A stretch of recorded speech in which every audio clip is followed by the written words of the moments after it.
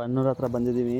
ಬನ್ನೂರು ಇದು ಮೈಸೂರಿಂದ ಬನ್ನೂರು ಹತ್ರ ಬಂದಿದ್ದೀವಿ. ಕೋತಿ ಹಿಡಿಯೋಕ್ಕೆ ಕರ್ಸವ್ರೆ ಪಂಚಾಯತಿಂದ ಕರೀದವ್ರೆ ನಮಗೆ. ಎಲ್ಲ ಕೋತಿಗಳು ಇವು